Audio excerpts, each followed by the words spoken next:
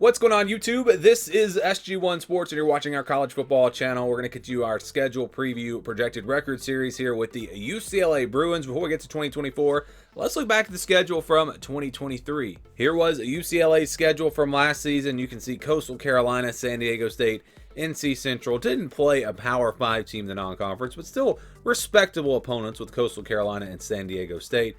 And, of course, had all the teams in the Pac-12, but going to be a much different schedule this year, obviously, with the move to the Big Ten. So here is the schedule for 2024. We'll break it down. Starting with the non-conference, they'll play on the road at Hawaii. They'll also play at LSU, and they'll play Fresno State. So 2 away games, one of them at LSU. That'll obviously be very tough. And no real cupcakes. I mean, no FCS teams, no horrible opponents there from the Group of 5 level. Hawaii, having to play them on the road, obviously, that's not going to be super easy. But you look at the home games, we'll start with, of course, Fresno State in the non-conference. Then we've got 5 home games in the Big Ten: Indiana, Oregon, Minnesota, Iowa, and USC. All of those will be pretty tough games, I think, for UCLA. I think Indiana is going to be a lot better this year. I think Minnesota may be improved. Iowa, we know about that defense. Oregon, USC. So a pretty tough home schedule in the Big Ten. But because they play their big non-conference game against LSU on the road, that means they'll get 5 home games and 4 road games in the Big Ten. So again, you've got Hawaii and LSU, and then there are other road games. There are road games in the Big Ten: Penn State, Rutgers, Nebraska, and Washington. That's a pretty tough slate of games right there, especially Penn State. Washington could be tough. Of course, there's going to be a lot of roster turnover there. I don't know really how good Washington's going to be. Rutgers is going to be pretty solid. Nebraska is going to be pretty solid. So all 4 of those road games, really every road game here except for Hawaii, is going to be a tough one for UCLA. So let's go week by week. We'll start with that first game at Hawaii, August 31st. Then they get a bye week, so they get a very early bye week. There are a couple of strange things with this schedule. First of all, getting a bye week in week 2, which is understandable because they do go all the way to Hawaii. But also the fact that they play Fresno State in the last game of the season. They don't play a conference game. That's just kind of random. I'm not sure exactly how that came to be. But yeah, they play Fresno State at the end of the season, and they'll start with Hawaii. So again, a bye week after Hawaii. Then they'll open up with their first Big Ten conference opponent. That's going to be against Indiana on September the 14th.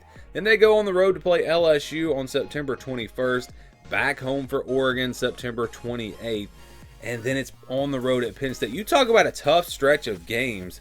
How about at LSU, Oregon, at Penn State? Those 3 in a row, there might not be a tougher 3-game stretch in all of college football next year. I know there's some that maybe rival that one, but that one's definitely going to be tough. And then Minnesota won't be easy. They play them on October 12th. Then it's on the road at Rutgers on October 19th. So really, from Indiana to Rutgers, really no easy games in there. They get their second bye week after that Rutgers game, so in between 2 road games. Their next road game will be at Nebraska on November the 2nd. Then they'll play Iowa on November 9th at home, on the road at Washington on the 16th, and then at home against USC on the 23rd. And again, closing things out with Fresno State on November 30th. So yeah, you look at the schedule again, it's that tough stretch. Penn State, or from LSU to Penn State, that 3-game stretch. But really from Indiana to Rutgers, I think it's going to be tough. They do get that bye week, but then it's right back to the grind. Nebraska, Iowa, Washington, USC, just no breaks for UCLA. I think this schedule could potentially cause them to have a pretty rough season with a new head coach and some roster turnover there. It's hard to imagine them having a great season with a schedule. It's not horrible. You look at top tier opponents. You've got Oregon, you've got Penn State, you've got a couple of those. But again, LSU on the road obviously going to be really tough. Washington, a tough place to play. Nebraska's a tough place to play. So all in all, yeah, this is a pretty tough schedule for UCLA in 2024. Here were some of the projections for UCLA last season. Of course, going 8-4. And check this out. Our projection was 8-4. Our prediction, 8-4. Athlon, 8-4. The over-under, 8.5. So this team was right on the money, exactly where they were expected to be. Of course, the over-under, they did go with 8.5. So they thought it was more likely that they could get to 9-3 than 7-5. UCLA lost some games last year that really make you scratch your head, especially late in the season. Arizona State, I think Cal. So It could have actually been 9-3. Now, it wouldn't have been that big of a surprise if they had gone 9-3. But yeah, they were 8-4, right where they were expected to be. Let's see what the projection looks like this year, of course, with a move to the Big Ten. Here's the scale that we will be using. If it's less than 20 over 80, those are games that are counted as wins or losses, pretty much guaranteed wins or losses. Of course, nothing's guaranteed in sports, but pretty much guaranteed. 20 to 29, 71 to 80. Those are games where I think the spread is going to be double digits. You're going to have a pretty big favorite, a pretty clear favorite in those games. 30 to 39, 61 to 70, games where it's going to be closer to a touchdown, 6, 7, 8 points. And then your 50-50 games that could really go either way. You might have a 3, 4, 5 point spread in those games, but we're going conservative with these projections like we always do. So I think for the start here, you go with Hawaii in the blue. Now UCLA is, they're not really expected to be great with the coaching changes. They've lost a decent amount of production from last season. The roster is better, I think, than people are giving them credit for, but still, I don't think they're going to be a great team. So I'm going to say going on the road there to Hawaii. We'll put that in the blue instead of the green. Maybe it should be in the green, but I'll tell you what, if it was in the green, it actually would not change the projection. All right, so now we got games in the purple, Indiana and Fresno State. Fresno State's, of course, a good Group of 5 team. And how weird is it that UCLA plays Fresno State the last week of the season? Indiana, a team that was pretty awful last year. I actually think they're going to be better.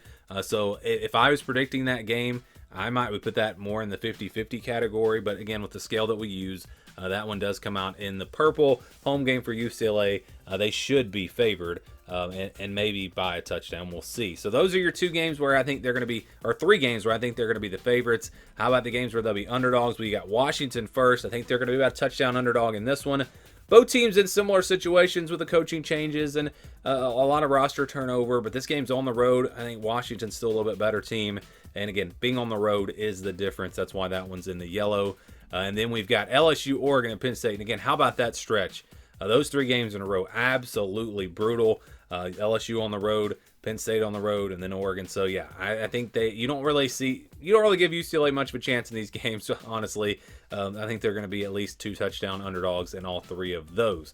And then the rest of the schedule here, really, it's a lot of 50-50 games. Minnesota, Rutgers, Nebraska, Iowa, USC. These are all games that could really go either way. If I had to pick, man, Minnesota's a tough one. I don't know who I'd say will be favored there. Rutgers as well is tough. Nebraska maybe favored by a little bit because they're at home. Iowa, I think, will be a better team. But the games at UCLA, I still think Iowa's probably favored in that game. Same thing with USC. I think USC will probably be favored. So you're looking at those games, and they could easily lose all 5 of them. I mean, would not be a shocker. Or let's say they lose 4 of them and go 4-8. You can see how this could be a pretty bad season for UCLA with a very tough schedule. I'm not saying they'll go 4-8, but it is possible with this schedule.